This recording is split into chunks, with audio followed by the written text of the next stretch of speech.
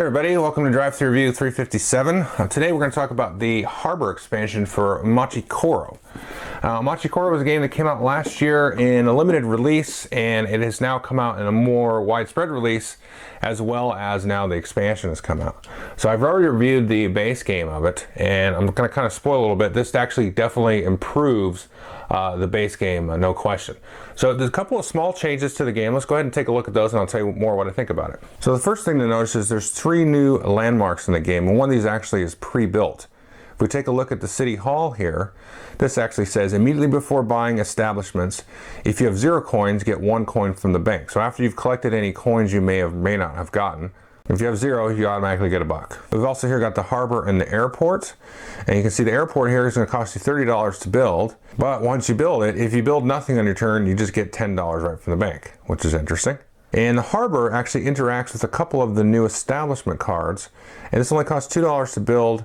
And it's interesting because if the dice total is 10 or more, you can automatically add 2 to it. So if you roll a 12, you can actually make it a 14. Now the other difference is we have a giant stack now of establishment cards, and these include those in the base game and the expansion. And if you just shuffle these up and completely mix them all together, and then instead of fixed piles, we're actually going to deal out 10 cards here face up. And so there has to be 10 unique cards. And then as these are purchased, you're going to flip new cards off the deck.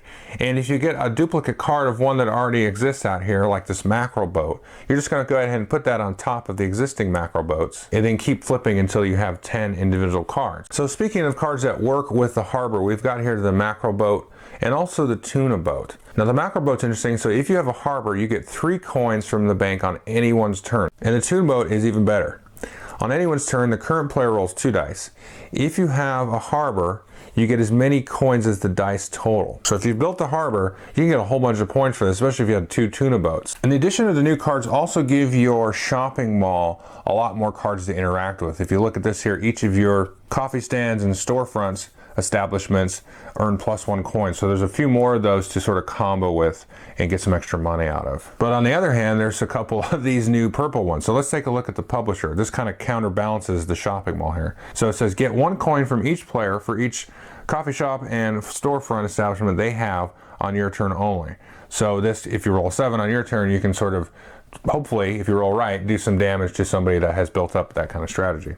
And then we have here the tax office.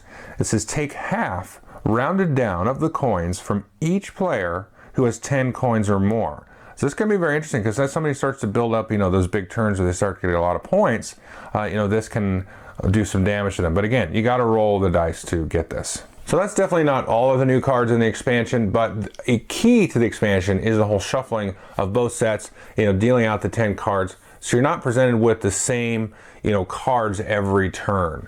And so there's an interesting thing that I've seen happen with this, where the first couple times you play it, you're learning all the new cards, and now the interactions are a little bit more randomized. So it does actually add some time to the game, where it takes about 45 minutes or so to the game. That used to take, we could play it in like 20 minutes for sure. You still have that sort of gradual build up and sort of that kind of switch from rolling the single die to the double die, because as you acquire cards, you're like, okay, do I double down on a whole bunch of the same number, or do I spread myself across all the numbers so I have better chances of things going on? That still exists. But the combos and stuff that are going to come out are, they're not going to be very samey like they kind of were with the base game. So that's going to be pretty interesting. Now the combos are still there. If you get a lot of apple orchards and stuff like that, that's still going to be, a good combo to go after. But like the tuna boat is going to be good. You can kind of go a lot more nasty with this one, which is cool. You get the purple and the red cards out. And that can also add some time to the game as well. But then after people kind of learn the new cards and, okay, oh, this does this, and so this is, I got to do this, or I got to, steal this from you and all that stuff like that. Then the game kind of picks back up into its speed. But it's a lot more fun because it's more interesting. Like, oh, okay, this one came out now. I can use this with that. And then, but the game core hasn't really changed at all. And the new cards, they don't really swing that much out of balance. It's like there's some more cards that, you get a coin on everybody's turn when they roll dice. It's just a different number and stuff. But it's kind of like a nice subtle expansion. I almost feel like this should have just been the base game. It's like, okay, now there's a good variety of cards, and there's different numbers that kind of do the same thing as the other numbers used to do. But some of those symbols on the cards are going to interact a little bit more interestingly with like the shopping mall and the harbor and things like I talked about there. So I think if you're a fan of the first game, I would just get this. It seems to be a no-brainer because this to me seems to be how the game should be. And I think if you can get over that first couple of plays of like, okay, this is just taking a long time. Everybody's trying to figure out, everybody's reading the cards, and you can't just study all the cards at once. They kind of just come out. Get that under your belt, and then the game kind of gets back to like, oh, it's a quick, 20, 30-minute filler, and then it's fun again. So definitely take a look at it, and I think it's definitely a no-brainer. So thanks.